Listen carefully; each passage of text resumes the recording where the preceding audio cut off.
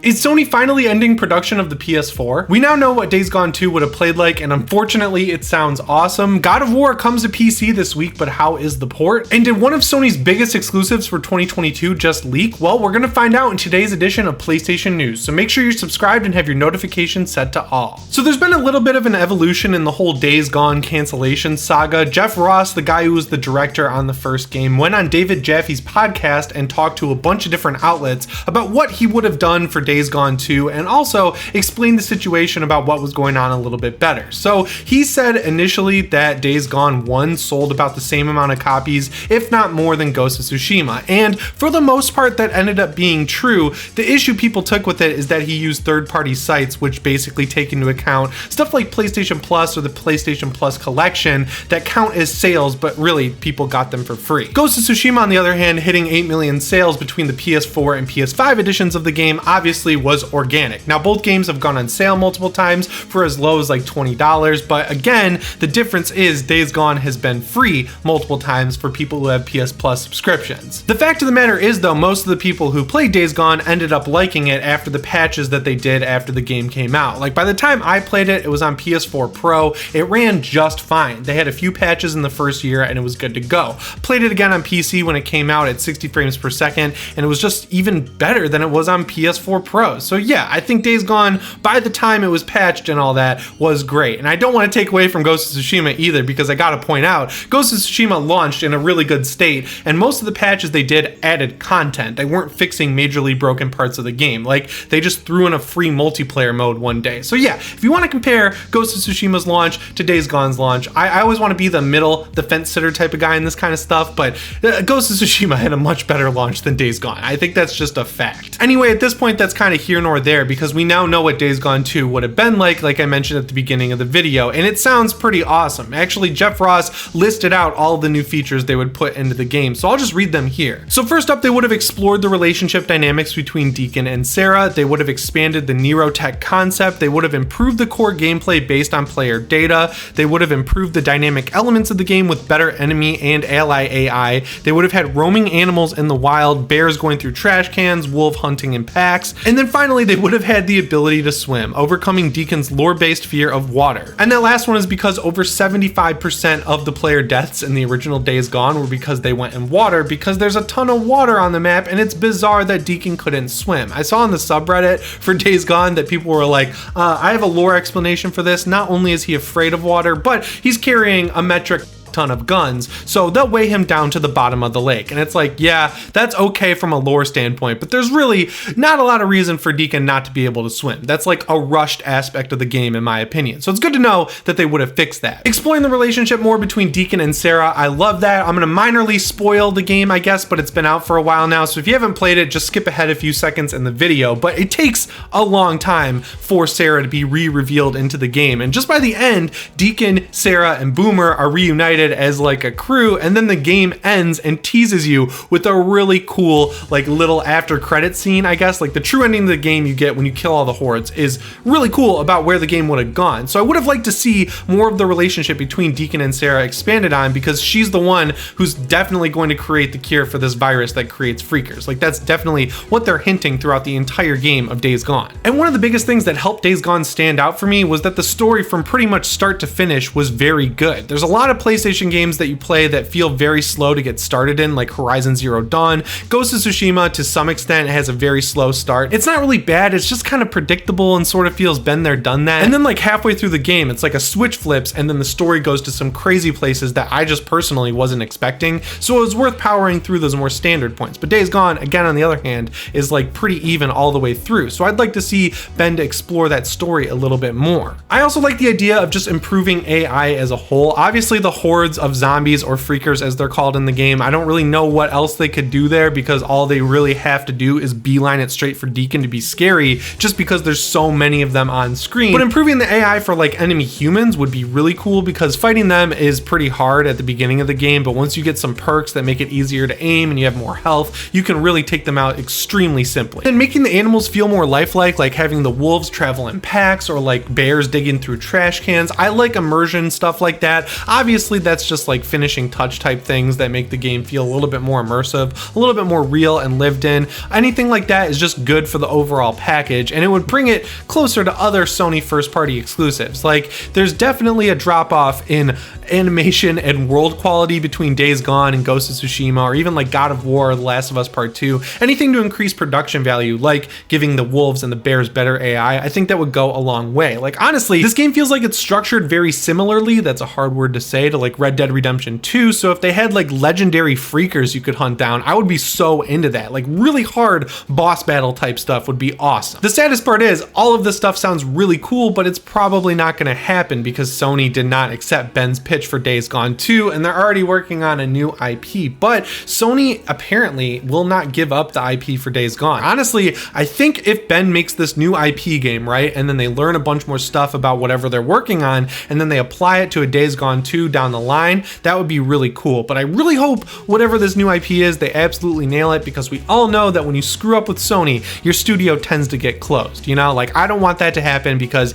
I know a few people who work at Bend. There's a bunch of people there that are really good people and they make awesome games, so I don't want to see them closed down. Yeah, you should definitely look up some interviews with Ross, because all of this stuff is super interesting in my opinion, and it was just cool to get this look behind the curtain about what a sequel to a game that didn't happen would have been like this soon after the first game came out. It doesn't really happen all that much. And thanks again for stopping by this meeting of the Days Gone fan club. There are dozens of us. All right, so now that we covered a game that had pretty mixed reception at launch, let's talk about a game that had pretty much unanimously positive reception at launch. Obviously, I'm talking about 2018's God of War. If you guys haven't heard, God of War is coming to PC on January 14th, which is the end of this week, and the reviews are out a couple days early, and what they're saying is really promising. So Sony has put out a few different ports on PC at this point. We've gotten Horizon Zero Dawn, we've gotten Days Gone, we're getting the Uncharted Legacy of Thieves collection in just a little while, but those two first releases, Horizon Zero Dawn and Days Gone, they were a little rough on launch. I just checked out the Horizon port again because I'm replaying the game leading up to the new game, and it works a lot better now, but it's still just a little rough around the edges. Days Gone got patched up pretty quick, but it's good to hear that this game, God of War from Go, is going to be running really well. It seems like, at least. I think the biggest thing helping that out is that they're including DLSS from day one. That took a while to come to Horizon, and it really helps that game out. If you don't know what that is, basically if you have a newer NVIDIA card, it's like super sampling, so the game runs at a lower resolution, and then the like graphics technology uses AI to upscale it, and you can barely tell the difference. I remember when Control came out on PC, it was nearly impossible to run with ray tracing, but if you use DLSS, you could get like 60 frames locked out of it and barely tell the difference. It also obviously supports higher frame rates and ultra wide monitors. I really want to get my hands on one of those for some of these PlayStation releases, because again, the quality of just the art design and the graphics in God of War is absolutely nuts, and having it on a super wide screen, I hit my mic, sorry. And having it on a super wide screen sounds awesome to me. The coolest aspect to me, at least, is that it includes native DualSense support right from Go. Now, I don't know how advanced that is, because as far as like a PlayStation 5 update goes,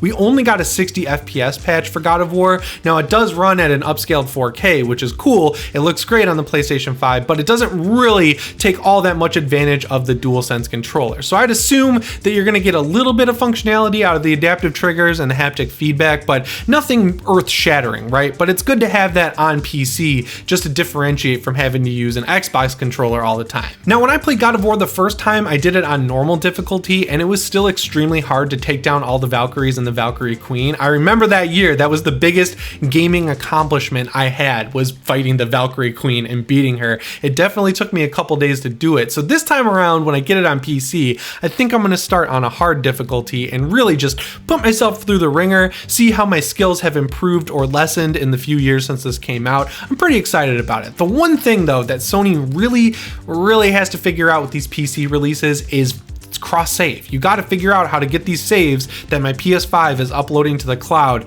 to just download on my PC so I can use them in the game. I beat Days Gone, I beat Horizon Zero Dawn, I've beaten God of War. It would be so much better if I could download my save and do a new game plus with all the stuff I unlocked 3 or 4 years ago ready to go. And there's really no reason why they can't do it. They're just deciding not to, and it's super frustrating. But I also have to ding Xbox for this, because a lot of their games release on Steam as well as the Xbox store, and when when they do have cross save, it's really only between the Xbox Store version of the game and the Windows Xbox Store version of the game. If you buy the game on Steam, it's a total crapshoot on whether or not you get cross save. The Ascent doesn't have cross save if you play on Steam. You have to buy it on the Xbox Store. The Halo Infinite situation is even weirder, so if you open it up on Steam, it'll download all your stats for the multiplayer. You'll be totally good to go. But the campaign save doesn't transfer. You have to play it on the Xbox Store, which also brings over your multiplayer stuff. Forza Horizon's another great example of a game that has some sort of Xbox login so you can get achievements, but your saves don't transfer. It's like, come on, dude, just figure it out. We know it'll work. You're just purposely not doing it because you're trying to push people